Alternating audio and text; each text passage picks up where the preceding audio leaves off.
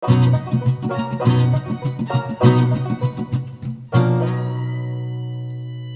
my name is Robin Knox. I worked with my brother Andrew and my friend Adam Crossan to build a third-person farmyard destruction video game called Combine Carnage in under 72 hours for the Ludum Dare 32 Game Jam. During this time-lapse of my desktop computer, I want to give you an overview of how we built the game.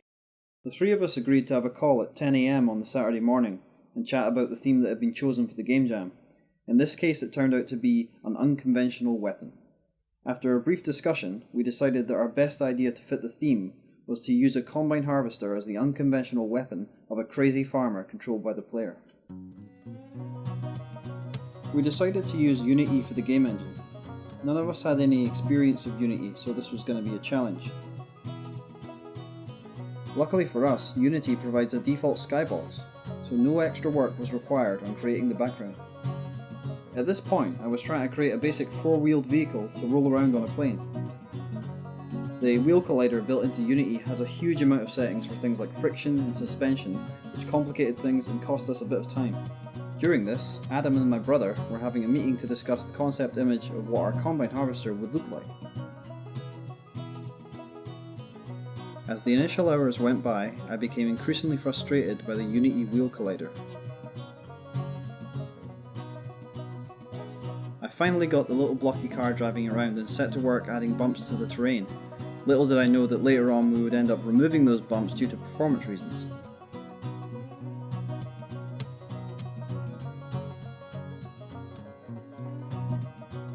Now that I had the vehicle driving around on the terrain, I wanted to add some kind of collidable object that would simulate the cornfields. Initially, all this was a cube that with a collision trigger would turn into a cylinder when it was impacted by the player. I randomly threw one of Unity's default dirt textures onto the terrain, which funnily enough turned out to be the final texture for the game. I needed to write some code which would procedurally generate random fields of these blocks across the terrain.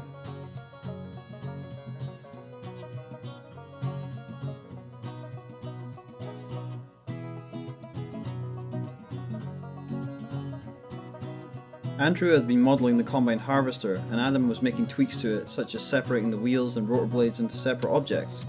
It was at this point we got the first and most complex model into the game.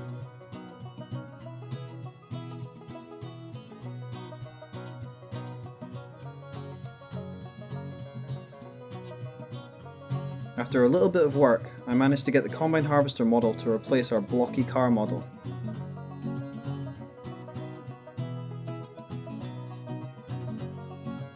Adam was working on the barn object in Unity using the 3D model Andrew had created. I set to work building some of the user interface and writing logic to swoop the camera downwards from a bird's eye view at the beginning of each level.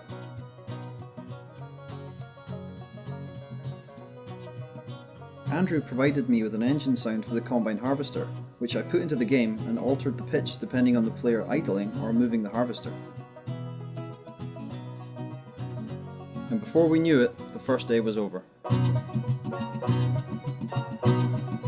At the beginning of the second day, I wanted to get some kind of smoke effect coming out of the combine harvester. Then I moved on to programming some of the timed events which occur during the game, such as the time remaining at the bottom right of the screen. Andrew provided me with the hay bale 3D model which I added to the game. At this point, I was writing logic in order to reset the environment at the beginning of each level.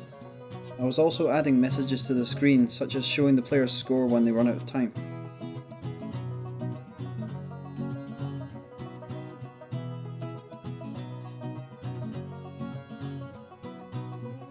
To prevent the player from driving off the edge of the terrain, I had to add 4 walls to the environment. Andrew provided me with a bump mapped texture to make the walls look like stone. We used a capsule-shaped physics collider for the hay bales so that they would roll away from the player when hit.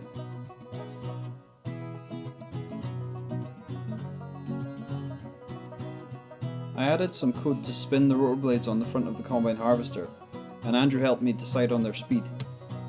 Andrew had created a great breakable 3D model for the fertilizer tank, which Adam had turned into a Unity object, so all I had to do was integrate it into the game. Adam finished off the cornfield object, so I replaced the white fields of blocks with actual corn.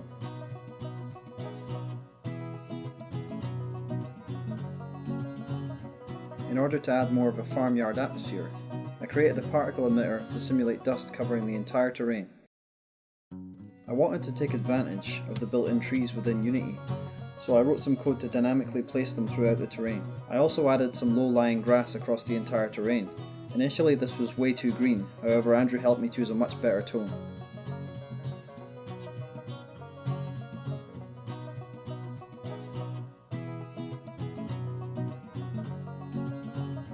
Adam had modelled, textured, and created a Unity object for a wooden fence. I then added these around each of the fields dynamically.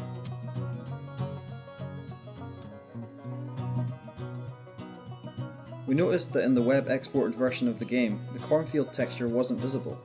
Adam did some work to fix this.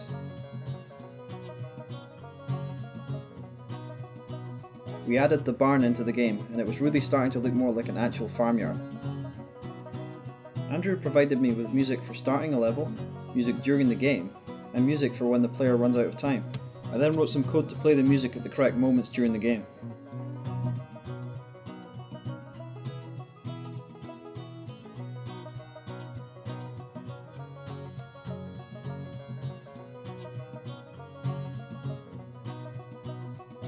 I was really happy with the progress we'd made during the second day. We had several destructible objects in the game, some great music written by Andrew, and most importantly the game was in a roughly playable state.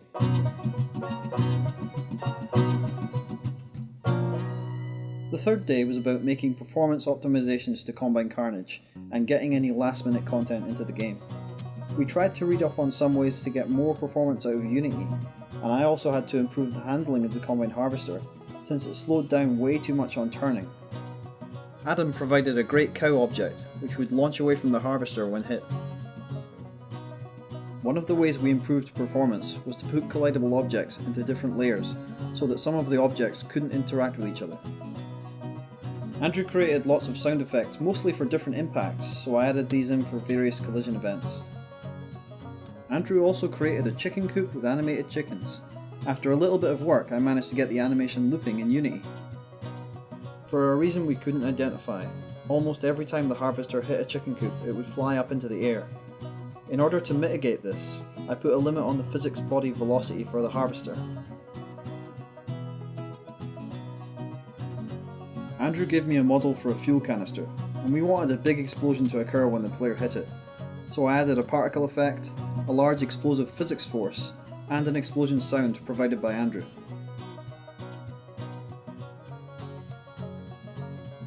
During playtesting, we kept getting an intermittent issue where the harvester would be stopped by an invisible object. It turned out that the tree colliders were not being reset after each level.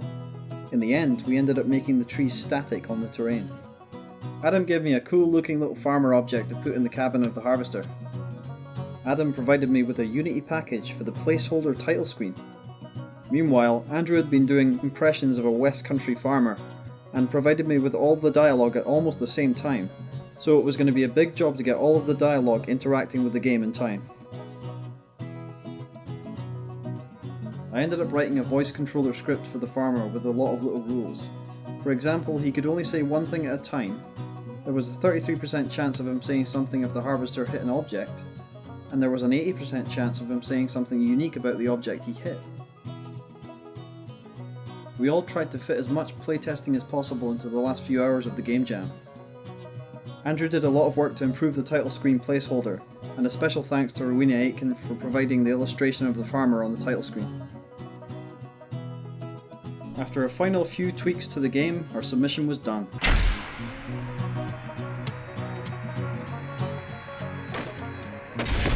So, Derek.